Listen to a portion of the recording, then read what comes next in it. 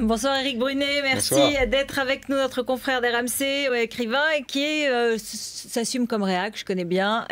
Merci d'être là, Clémentine. Clémentine Autain, elle, c'est la féministe qui s'assume. Progressiste et féministe. Voilà, et donc on vous retrouve régulièrement sur BFM TV. Ce soir, on parle en un mot d'abord d'un petit climat de sauve qui peut à l'UMP. Hier soir, Alain Juppé qui dit « Je soutiendrai Nicolas Sarkozy », n'ayez aucun doute là-dessus. Puis ce soir, c'est François Fillon depuis la Lituanie qui rappelle. Alors, écoutez. Nous avons un candidat naturel qui s'appelle Nicolas Sarkozy. Et je veux vous dire que Alain Juppé comme moi, nous travaillons avec lui dans un climat de très grande confiance. Et donc, nous souhaitons sa candidature et nous la soutiendrons. Et donc, cette idée de recours est une idée qui n'a pas de sens. Voilà, François Fillon qui est obligé de dire qu'il ne pourrait pas servir de recours, tout comme Alain Juppé hier qui disait non, attendez, je le soutiens, mais ce ne sera pas moi. Mais ça me paraît tout à fait logique que le scénario d'un remplacement ne peut se faire que si Nicolas Sarkozy dit je n'y vais pas. Je n'imagine pas un autre scénario ou une fronde interne qui mettrait en cause la candidature de Nicolas Sarkozy parce qu'elle a quelque chose de naturel. Et en même temps, c'est tellement la bérésina. On est quand même dans une période où la droite en place... Si, moi je pense qu'on est vraiment dans une période de la droite en place, avec les affaires et la crise, et un certain nombre de mesures particulièrement impopulaires. Le président de la République, c'est pas simplement qu'il est bas dans les sondages, c'est qu'il y a un rejet de sa personne, de la politique qu'il a incarnée. Il va y avoir un printemps, il va y avoir un automne douloureux pour la droite. Il y a eu un printemps plutôt favorable, un été plutôt favorable, avec l'affaire DSK qui a... Voilà. Il va y avoir un automne difficile, et là, ils viennent de traverser 7 jours de turbulence. Mais enfin, Sarkozy, il a raison sur un point, il est convaincu que son bilan est bon, et je pense que son bilan est bon, et je pense que quand cette phase, cette séquence douloureuse connaîtra son terme. Le timing politique, il évolue très vite. Vous verrez, dans 10 jours, dans 15 jours, ce sera plus tout à fait la même chose. Je suis d'accord avec vous. Il y aura des gens, il y aura peut-être... Mais enfin, en 2006, Sarkozy est derrière Ségolène Royal. En 2006, il ne repasse devant que le 15 janvier lors d'un sondage 2007. Et n'oubliez pas une chose, qu'un jour, il y aura des journalistes honnêtes dans ce pays qui diront qu'il a initié... Ah bah c'est sympa. Qu'il a initié 780 réformes, Sarkozy, en 4 ans et demi. 780. Cette énergie réformatrice, elle est incroyable. Un jour, on va la saluer. Alors moi, j'appelle ça une énergie destructrice, et notamment de tout ce qu'il y a... Vous êtes contre la réforme ? Je suis justement pour la réforme. C'est que dans le dictionnaire... Vous êtes réactionnaire. Je vais vous donner la définition du mot réforme dans le dictionnaire. C'est une amélioration pour des conditions de vie pour le plus grand nombre. C'est ça la réforme, c'est d'améliorer les conditions de vie. Or, je pense que Nicolas Sarkozy... La réforme des universités... Ce que Nicolas Sarkozy a fait, c'est essentiellement de la destruction des protections sociales et des libertés. Mais je voudrais quand même donner quitus sur un point à Éric Brunet, c'est que la présidentielle n'est pas faite. La gauche, en effet, aurait tort de dire qu'elle a d'ores et déjà gagné. Nicolas Sarkozy a peut-être un autre tour dans son sac et peut, les 3 dernières semaines, infléchir les choses. La campagne électorale, c'est un tour dans son sac. En l'occurrence, oui, il ne gagne, je ne crois pas 3 secondes qu'il gagnera sur son bilan. C'est pas une histoire de magie. C'est que je ne crois pas une seconde qu'il gagnera sur son bilan. Il y a un rejet très fort de sa politique. Mais alors, si elle détériore les conditions de vie des gens, je ne vois pas le progrès. Non, il a été élu pour cela. Il a accompli, malgré la crise, il a suivi sa feuille de route, bon an, mal an. Qu'elle a bien fait pendant 5 ans, je pense qu'en effet, la gauche va gagner. Alors demain, est-ce que la gauche va gagner la présidence du Sénat, Jean-Pierre Bel au Parti Socialiste, alors qu'il y a une candidature de Jean-Vincent Placé, on l'a montré tout à l'heure, lundi il disait non, aujourd'hui il dit oui, bon, il a commencé à comprendre les délices de la vie de sénateur. Oui, je suis un peu étonnée, je ne comprends pas très bien cet acte de candidature. C'est de la négociation, c'est du donnant-donnant, non ? Mais donnant-donnant contre quoi ? Je ne sais pas exactement. Alors, est-ce que ça pèse sur les législatives, les commissions, etc. Bon, c'est pas ce qu'il y a de plus joli dans la politique, mais ça existe, c'est les rapports de force. En tout cas, ce qu'on attendait, c'était de savoir surtout si la droite allait nous faire un cirque pour dire « mais non, nous voulons quand même la présidence » et essayer d'acheter quelques élus de gauche. Visiblement, ce cinéma n'aura pas lieu, ce qui me paraît quand même plutôt une bonne nouvelle, parce que c'est une victoire de la gauche, et je comprends que la droite en soit malheureuse, parce que ça fait partie de la dynamique politique qui peut contribuer à faire gagner la gauche en 2012. On peut tous dire... j'espère. Il y a énormément de francs-maçons au Sénat. Plus qu'à l'Assemblée nationale. Laissez-moi terminer. Allez-y. Alors, il n'y a pas de gros mots. Je ne suis pas un anti-maçon. Ce que je veux dire, c'est qu'il existe des amitiés et des connivences, et vous allez voir que ce n'est pas du tout un propos anti-maçon, il existe des amitiés, des connivences dans cette haute chambre qui dépassent largement les clivages politiques habituels.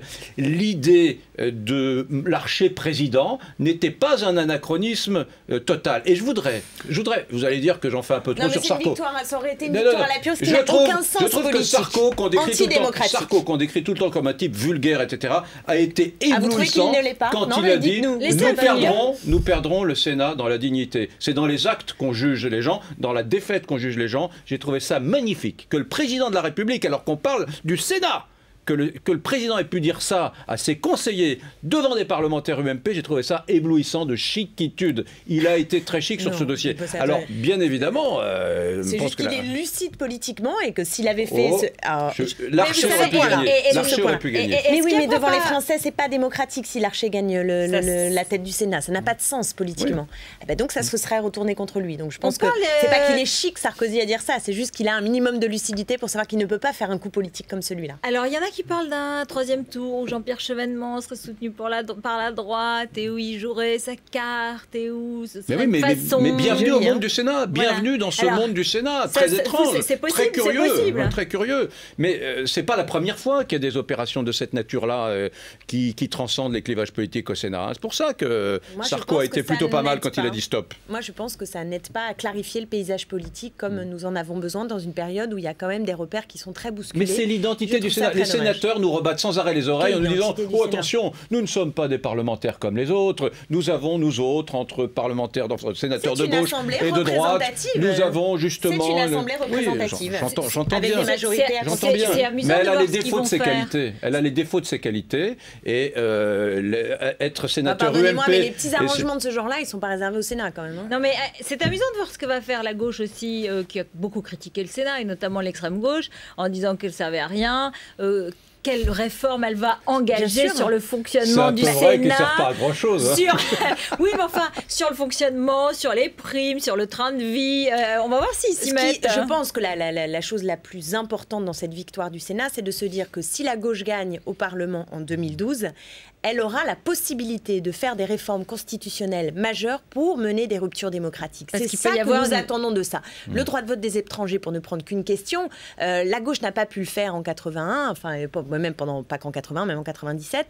Alors, on peut regretter qu'elle n'ait pas mené plus la bataille, mais elle ne pouvait pas le faire parce que le Sénat était contre. Donc, et c'est vrai sur ça, mais c'est vrai sur beaucoup d'autres réformes profondes dont nous avons besoin constitutionnellement pour bousculer l'ordre des choses de nos institutions qui ronronnent, qui sont vraiment, à mon avis, à bout de souffle dans la vie telle qu'elle est aujourd'hui. Les 3 dernières minutes, vous avez vu Tristan Banon. Hier, il y a eu la confrontation avec Dominique Strauss-Kahn. Et aujourd'hui, sondage du magazine Elle. IFOP, Elle, à la place d'Anne Sinclair, 3 femmes sur 4 auraient quitté leur mari.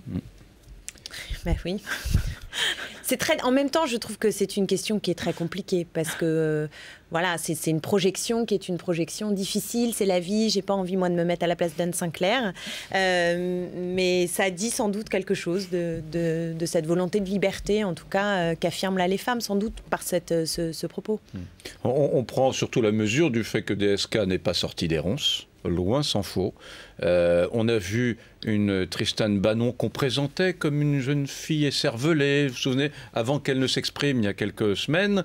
Voilà, moi je l'ai vue extrêmement solide, extrêmement au fait des choses sur le plan juridique, extrêmement féministe dans le bon sens du terme, c'est-à-dire connaissant ses droits et ne fléchissant pas sur l'essentiel.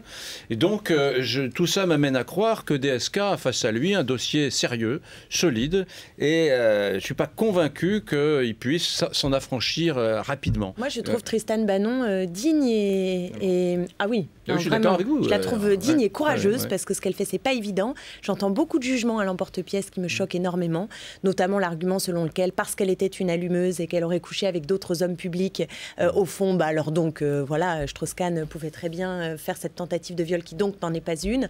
Je trouve que, voilà, c'est dur ce qu'elle a encaissé, sincèrement, et moi, je la crois sincère. Je la crois sincère. Maintenant, il faut que la justice fasse son travail. La décision et je regrette, et je trouve incroyable, on n'en a pas tant parlé que ça, mais sans doute parce que les Français sont, et à juste titre, je les comprends, complètement bassinés, ils en ont marre de cette affaire DSK, et je pense qu'on a besoin de passer à autre chose, et sans doute sans oublier le fond, c'est-à-dire le combat contre le viol et le silence qui doit être brisé sur ce sujet. Mais en même temps, le fait qu'il ait voulu faire jouer son immunité dans le procès au civil aux États-Unis, c'est quand même un aveu de faiblesse. S'il était si sûr de lui, comme il avait l'air de le dire, je ne sais pas s'il aurait fait jouer ça. En tout cas, je trouve ça très déplacé et très dommage. On en a parlé ici et précisément pour dire que c'était peut-être une dérobade et que c'était assez étrange puisque ça aurait été le seul moment où il aurait été obligé d'expliquer et de raconter ce qui s'est passé. Ce que nous ne savons toujours pas. Voilà, question à laquelle toujours pas. Ce sera un des grands mystères de la Ve République. Merci beaucoup, merci Clémentine Autain, merci Éric Brunet. On vous retrouvera la semaine prochaine à l'occasion de notre débat sur les primaires qui sera en direct sur BFM TV et vous viendrez avec d'autres chroniqueurs et d'autres commentateurs à la fin de ce débat sur notre plateau pour commenter les déclarations des différents candidats. Les primaires, peut-être qu'à droite, ça va faire école. On en reparlera la prochaine fois. C'est tout de suite le 20h de Marc Hautement.